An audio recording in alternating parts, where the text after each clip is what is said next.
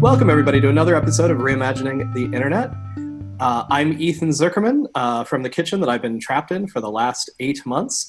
I have the wonderful opportunity to hang out today with my friend Tim Hwang, who is hiding behind a microphone in a closet somewhere on the Upper West Side of Manhattan. This is, as you might imagine, yet another pandemic interview, but it's one that I'm particularly thrilled by. I could fill a podcast simply by reading the projects that Tim has been involved with in the decade or so that I've known him. So instead, I'm just going to hit on some of my favorites. Tim founded a law firm called Robot and Hwang until he got fired by his partners because once they were automated to do the work, they didn't need him anymore.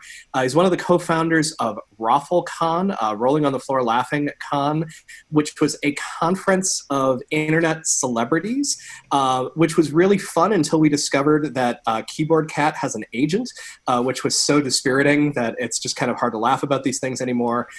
He was my editor at the remarkable California Journal of Images and Mark Zuckerberg. That's probably my favorite academic paper of the last few years that I've written with his guidance. But really, he is a writer, a very deep thinker about the internet and internet culture, a researcher.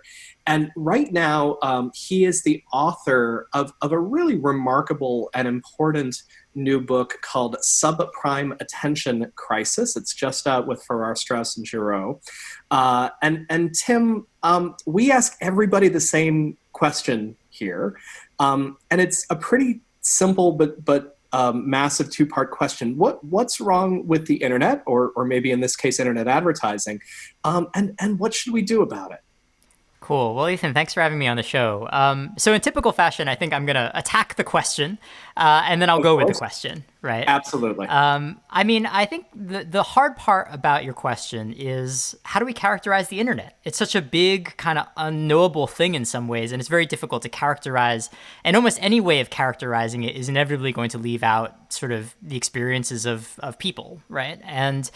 And so I think with that proviso in mind, though, what is wrong with the internet? And I think one thing that is wrong with the internet is that some of the biggest sort of companies that have really shaped the modern experience of the web are built around kind of a financial engine of online advertising, specifically a kind of advertising known as programmatic advertising.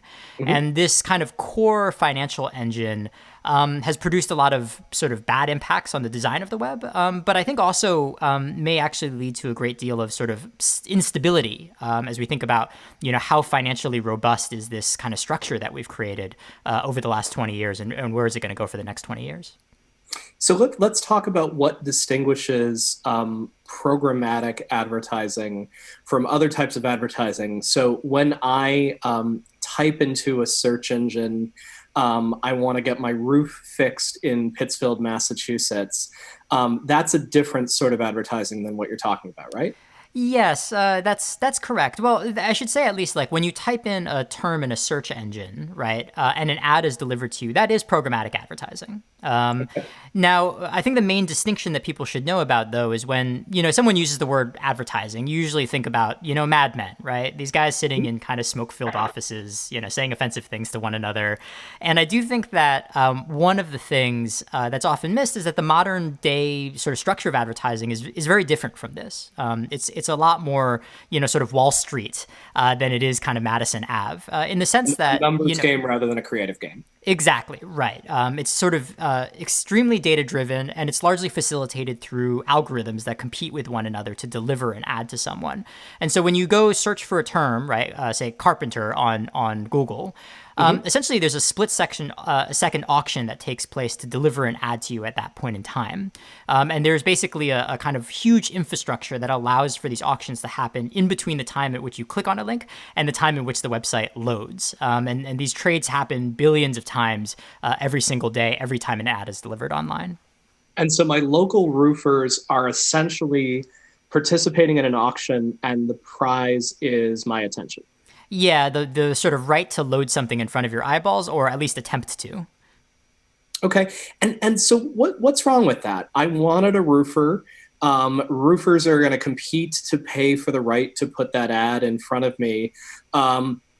Shouldn't under Western capitalism, doesn't that mean that the best roofer buys my attention and that everyone's happy?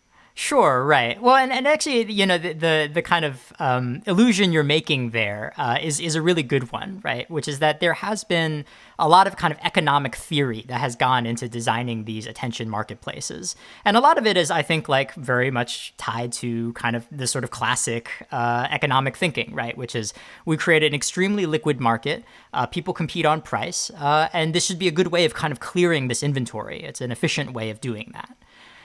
Now, there's a couple of problems here, though, right? One of them is that it's unclear whether or not the ad at the other end actually works. And that's a kind of, there's a lot in that statement. So let me unpack that a little bit, right? There's Sure. kind of the question of whether or not if you see an ad, it is something that actually influences your behavior. There's not actually a whole lot of evidence to suggest that that might be the case. But also, in many cases, an ad is delivered to someone who's not even real, right? So the prevalence of what's known as kind of like click fraud or ad fraud is huge in the economy. And so the ads may not even actually get to a real person. And in some cases, Google did this great study a number of years back where they said about 60% of ads that are delivered are never even seen because they appear in your browser, but, below the fold, or they're somewhere kind of weirdly placed so no one actually ever notices them. And so there's a lot of kind of sort of, I would say, interference between the purchase of an ad and its actual impact, right, that people want, which is that someone would buy their service or buy their product. So, but surely advertisers aren't idiots, right? So they're concerned about ad blockers that prevent users from seeing ads. Surely they know that some of these ads never actually get delivered. There have to be some effect to these, or people would stop using them, correct? Or is that too much of an assumption? Well, I think it is too much of an assumption. It's actually really fun. My book is sort of designed to be polemical, right? And part of the sort of success metric, if you will, of the book was to sort of piss off as many people as possible. And always a worthy goal. Always a worthy goal, right? And I've heard from a number of ad tech people who have said, well, lots of people spend money on this, so isn't it proof that it works, right? And, the title of the book is Subprime Attention Crisis, and very explicitly, I'm trying to draw comparisons to other kinds of market bubbles that we've seen in the past. And one thing you learn looking at the history of market bubbles is that, the fact that someone is spending a lot of money on something is not necessarily an indication that the market is actually functional, right? Right. There was quite a robust market for very low quality distressed mortgages and for mortgage-backed securities that turned out at the end of the day to be largely worthless. Totally right. And I do think that there are a lot of perverse incentives in the ecosystem to keep this ball rolling, right? If you are an ad tech company, right, you're a Google or a Facebook or any of the large number of other companies that are in the ad tech space, you might very well want to really prove that this stuff or show that this stuff really works, right? And you have a lot of incentive to kind of tout the benefits of this, even if it doesn't, right? There's also extreme levels of sort of opacity, right? We've built this incredibly large infrastructure for buying and selling attention online. The problem is it's sometimes really difficult to understand why an ad is actually delivered to someone. And then I think the final thing is actually there's also empirical problems, right? Which is a lot of the academic literature on this kind of topic of do online ads work land at the conclusion, which is they might work, but the effect is so small that you have to run such a big experiment that in practical terms, no one ever does, right? And so I think there's lots and lots of layers that prevent you both from knowing whether or not ads work and a lot of incentives for people to kind of keep pushing the narrative that it in fact does work. And so I absolutely take your point about the incentive, and I absolutely take the point that much of the work in this field is either sponsored by the ad tech companies or is only possible because of data coming from the ad tech companies. Certainly anecdotally, I have heard people on Facebook, for instance, talk about the fact that they flooded the market with Facebook ads and they get an uptick in sales. Is that not sort of an existence proof that advertising works, even if it doesn't work necessarily as it says on the box, at least it does have some sort of an effect? Yeah, I think that's right. And to be clear, I think the claim of the book isn't necessarily that advertising categorically is ineffectual, right? Certainly we can point to examples in which it does. I think the question is, is that the norm, right? Or is actually that the outlier that we're pointing to? And kind of we sort of don't know because in many cases the ad tech companies have sort of refused to give you the data that you would need to try to make those types of assessments. Sure. And for instance, if we're at a situation where 60% of ads that are sold are never actually seen on a user's browser, and if we think about questions like click fraud, you might actually be dealing with a situation where an even smaller percentage are actually being delivered. Tim, talk about how click fraud works. Who is profiting when robots? I mean, I assume distant relatives of your former legal colleagues are out there trying to make money by clicking ads on the web. Yeah, so they're definitely in the same extended family. I think that's for sure. So the way click fraud works is pretty straightforward and easy to understand, right? Is basically an advertiser goes to buy attention in this attention marketplace. And that attention marketplace says, oh, here's someone on an iPhone just about to open this app, right? Or, oh, here's someone on a laptop just about to look at this website. And basically, the sort of advertisers' algorithms are competing to buy the right to show things to those devices. Now, what's interesting is in many cases, those devices may not actually be real. And the way the kind of click fraud scam works is the sort of advertiser purchases the ad, pays the person, right? Pays the kind of person that's providing access to this eyeball. But it turns out that like that person is just inventing all of the attention that they say they have. And so rather than being delivered to a real person, it's either delivered to either a robot, right? Or it's sometimes delivered to someone who doesn't care, right? So you do have these incidents of these click farms where people actually just sit around clicking on ads. They're not there to be interested in the products. They're mostly there to drive up the click-through rate so that they can pull the money from these advertisers. Ad fraud is a known problem in these programmatic ad markets, and there has been work to try to kind of deal with the problem. The kind of perverse thing that I think is working against those initiatives, though, is that in some ways, this fake attention actually makes these marketplaces look more valuable than they actually are, right? Sure, That these and they're marketplaces taking a cut of it. Totally, right. And they take a percentage, right? And so again, I think that there are, they have incentives to do sort of just enough that their advertisers don't pull out of the system, but certainly not anything that would be structural to try to really resolve some of these issues. I think the other piece that I'll just mention really quickly is I think that the sort of the bad guys, if you will, are really nimble, right? They're very clever at kind of getting around these things. And in some cases, what they are actually doing is they're spoofing like the New York Times, right? They're actually pretending to be known publications. And the fact that that's a persistent problem, they haven't been able to stamp that out, I think just shows like, I think some of the problems with trying to resolve these issues. Interesting. So that they're pretending that the ad is showing up on the New York Times. Is that the theory? That's correct, right? So the Guardian actually I think filed a lawsuit against an ad tech company a few years back, in part because they discovered that people were selling ad inventory on the Guardian website that they didn't themselves even offer. Right, it was like video ads on the Guardian, right, which totally made up inventory, and those scams can net millions and millions of dollars, and so. Yeah, I think that's a big issue for sure. And of course, there's also ways in which programmatic advertising works that can be deeply unpredictable, even when it's not scammy. Could you talk briefly about Sleeping Giants and sort of their work on adding Breitbart? Overall, a lot of their work is connected to an issue that's known in the ad industry as brand safety, right? And this is a good euphemism that people use to refer to the fact that this kind of ecosystem is so automated and sprawling that sometimes you're a brand that has an ad that ends up next to the video of a white supremacist, right? Or something like that. And, I sort of use that as an example in Subprime Attention Crisis to make the argument that this ecosystem is actually quite opaque because it can be very difficult to know why your ad ends up next to this type of content.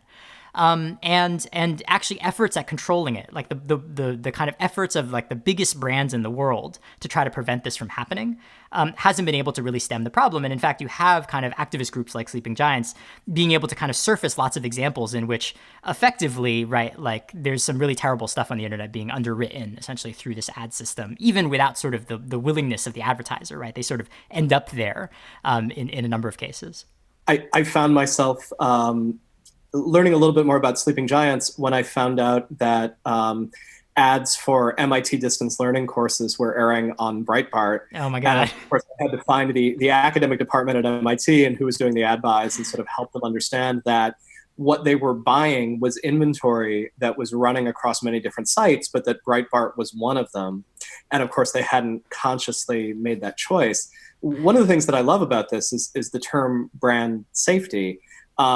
I was involved with building some of the earliest web ad tech in 1996 and 1997, our problem was, since we were hosting personal homepages and we weren't very good at controlling the contents of that, we would routinely have an advertiser like Ford Motor Company find their ad on a page filled with gay pornography, and they would cancel a contract with us. Right. My boss gave me the job of figuring out how to stop that. And my solution, of course, was the pop-up ad, so that the ad didn't actually end up on the same page as the gay porn, because we were so bad at stomping out gay porn. Yeah.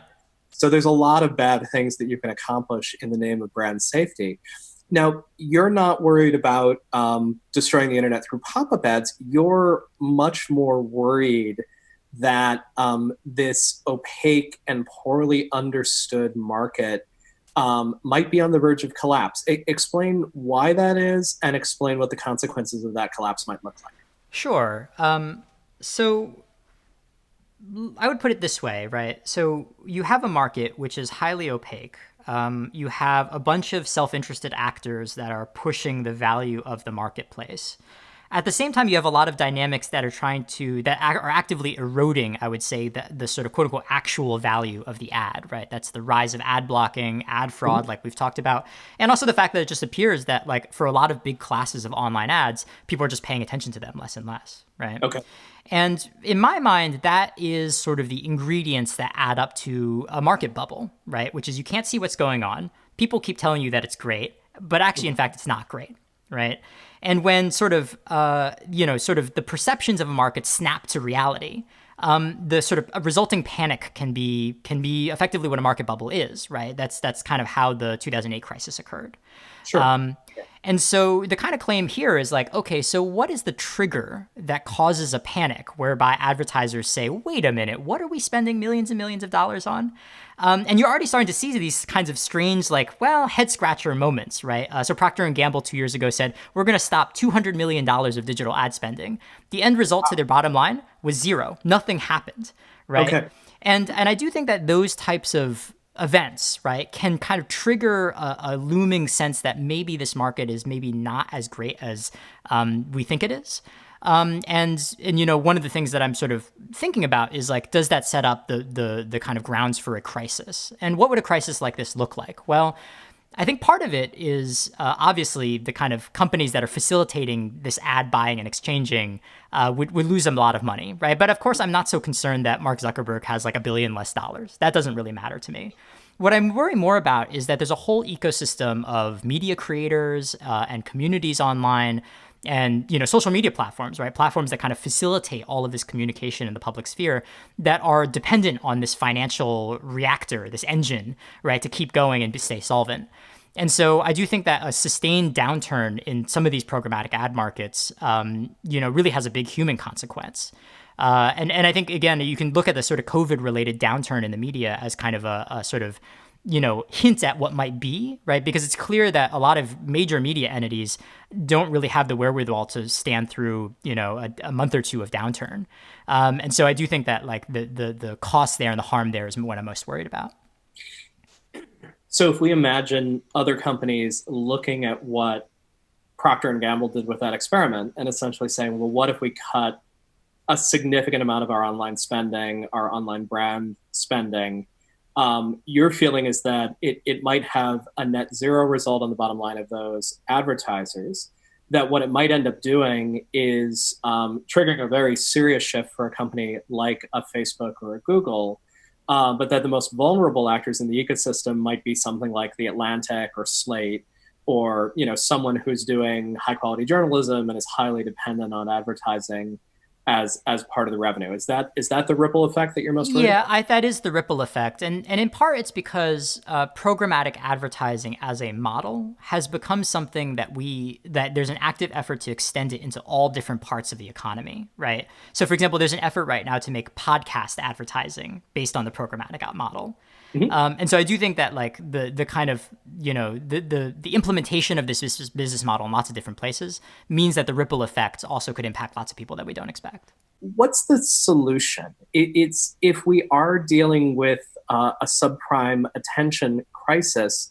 In the banking crisis, a number of regulatory changes were made Elizabeth Warren spun up evidently quite effective consumer fraud protection agency.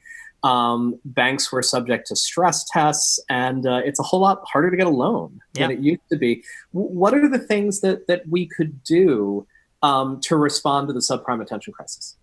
Sure. So I do think that there is a need maybe on really two places. The first one is that I do think that the sort of power of the federal government becomes very useful here in sort of compelling transparency from, largely kind of the ad tech duopoly, right? Your Facebook and Googles of the world. And the thing I'm responding to there was, you might remember a few years back, Facebook was really encouraging what was known as sort of the pivot to video, right? Mm-hmm. That our data suggests that everybody is watching Facebook video. There's more and more people that are going to be looking at this, and we're going to kind of tweak our newsfeed to really promote video. So fire all your journalists and hire a bunch of video producers, right? And later it turned out, right, and in future litigation, there's been claims that basically that they inflated those numbers on the order of 60 to 80%, right? Mm-hmm. And the problem is that the advertisers don't have any leverage to get sort of third-party auditors to go in and be like, are the numbers that you're telling me about this ecosystem actually real or not? Right. And I do think that there's room there for saying, okay, what is the level of transparency we want out of these markets? Do we have to compel that disclosure? So I think that's the first one. A second one that I have kind of a vision of that the government might be involved in is, again, to take a very, very wonky, analogy, but in the capital markets, there's something that's known as the Security Act of 1933. And essentially what the Securities Act says is if you're going to offer, stocks on the marketplace, we require you to give us certain types of information about that product. And if it turns out to be wrong later, you can be liable for it. Yeah. Right. And I do think that those types of incentives might be really powerful in a market like ads, right, where there's just so much noise and there's basically no consequences for introducing bad data into the system. And so, again, the idea is not necessarily try to figure out what ads are good or what ads will be effective, but in the very least for people to know what they're getting themselves into when they do buy an ad in these marketplaces. Now, I think the worry here is that the market, if you implemented these transparency measures, might be much smaller than it is right now. But I think it would also be a lot more stable, right, in some ways. It wouldn't have all of the sort of junk like ad fraud that's really inflating the scale of the market.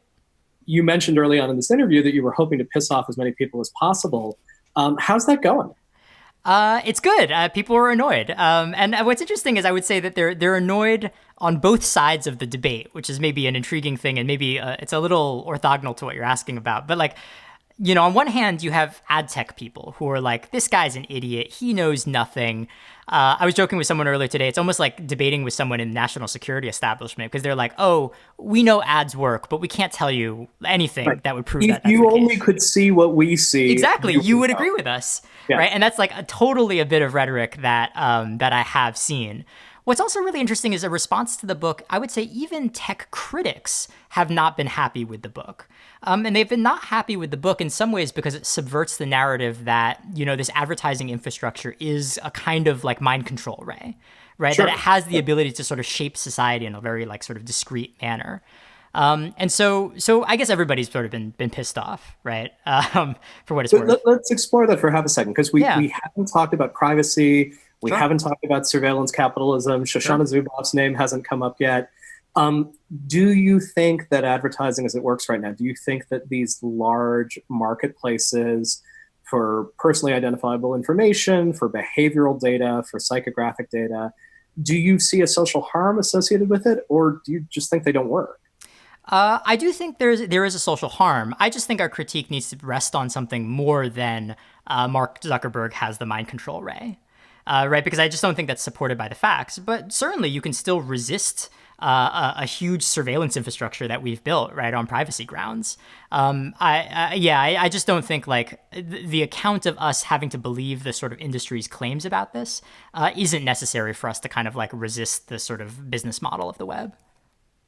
So let's hope that this, of course, hugely listened to podcast changes the minds of all advertisers out there. They pull enormous amounts from programmatic advertising. Ripple effects rack the industry. A new Biden administration, and of course, regulates transparency in the market. Google, Facebook, and others shrink dramatically in their market power. How do we create and deliver content on the web? How do the Atlantics and any number of small creative publications remain solvent? Once you've blown up the financial model of the web, Tim, how are you going to fix it? Yeah, so I think this is obviously the huge question and the hard question. And I do think that, let me frame it up and then I'll make an attempt at answering it, right? I do Please. think that, part of the ethical problem with programmatic advertising is that it really is like corporate jet fuel, right? Like it's very difficult to find a similar model that just creates so massive of a return in such a short period of time. Of course, one of the reasons why it's been so popular is for that reason.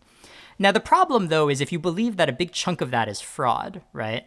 What are we going to do? Like, what's the Indiana Jones thing where we, switch one thing for the other, right? Like, the problem is we don't have a whole lot of other models that could guarantee that scale of growth at that speed, right? And so, in some ways, probably implicitly, what you're saying is, okay, to change the business model of the web is also to shrink the size of the pie, right? And then it becomes really a big ethical question, which is, okay, what level of shrinkage of that pie are we comfortable with?